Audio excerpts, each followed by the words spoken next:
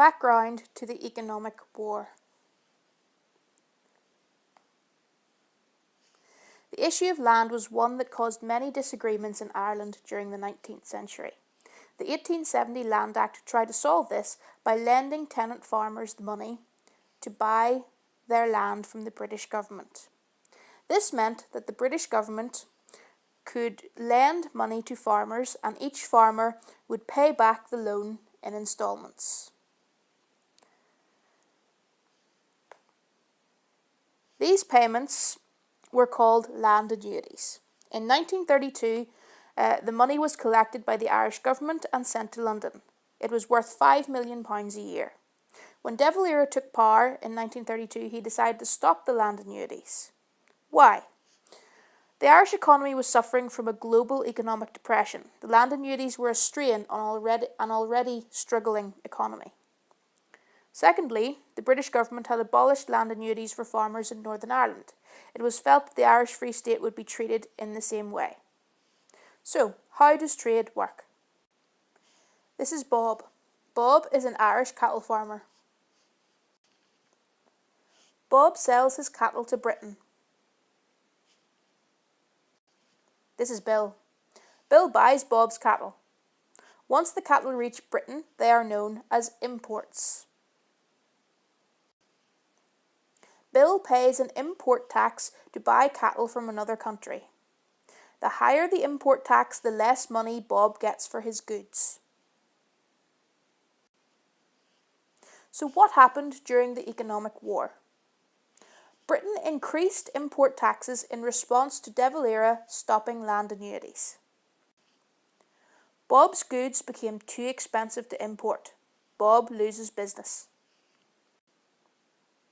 Bob can't find new markets.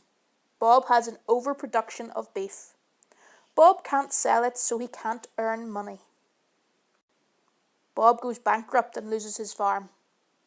Poor Bob. Please note, don't mention Bob in your exam. Bob is not real, he is only for illustrative purposes. The Economic War, also known as the Anglo-Irish Trade War. The British government was not pleased that De Valera was not living up to the commitments of the Irish Free State. In retaliation, Britain imposed a 20% import duty on all goods from the Irish Free State entering the United Kingdom. This included Northern Ireland. The Irish reaction? A general election was called in January 1933. De Valera won enough seats to govern without the support of the Labour Party. This put De Valera and Fianna Fáil in a stronger position.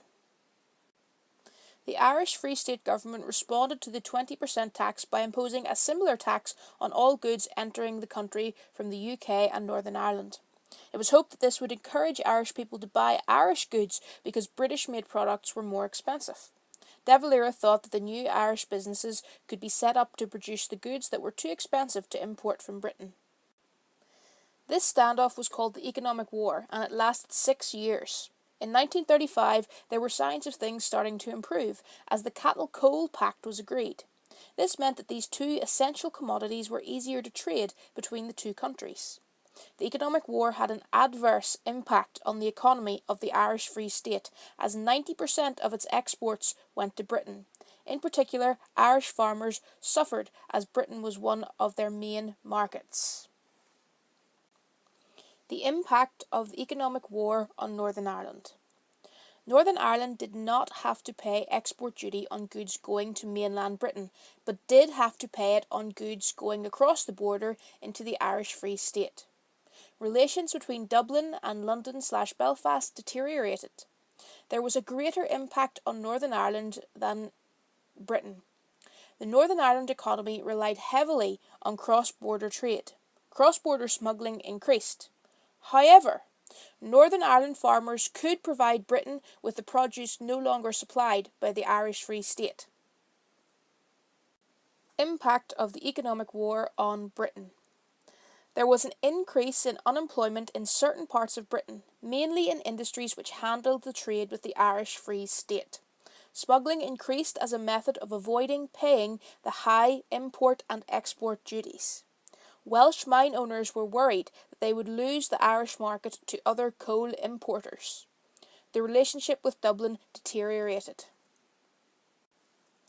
The impact on the Irish Free State. Irish farmers suffered from a 35% reduction in cattle exports.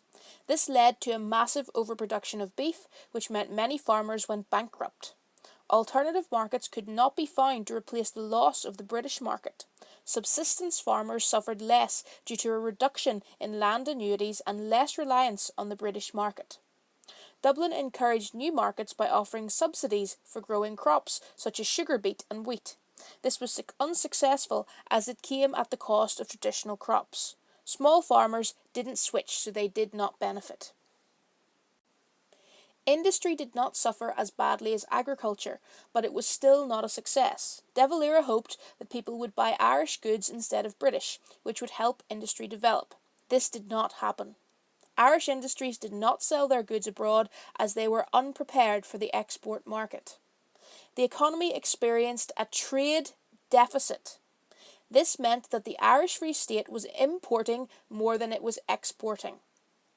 There were also cutbacks in electricity generation and rail transport due to the shortage of coal.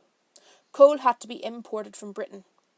Living standards fell and taxes were increased. The Irish economy benefited from keeping the £5 million worth of land annuities. The local peat industry grew due to coal shortages, and several new industries were also set up. New industries set up in the Irish Free State.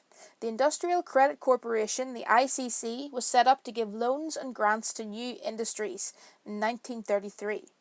Farmers were encouraged to grow more crops such as wheat and sugar beet. The Irish Sugar Company was started in 1933.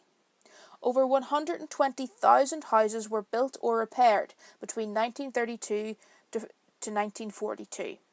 Bord na Móna was set up to harvest turf from Irish bogs.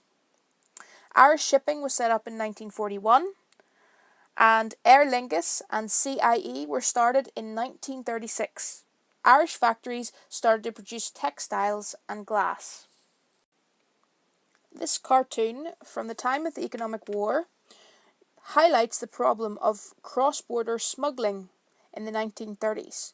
Note the Irish farmer who is struggling to sell his goods, and it highlights the difficulties that he is having. You can also see that the problems caused customs imposing and enforcing the new taxes. When revising, use the following headings to help you.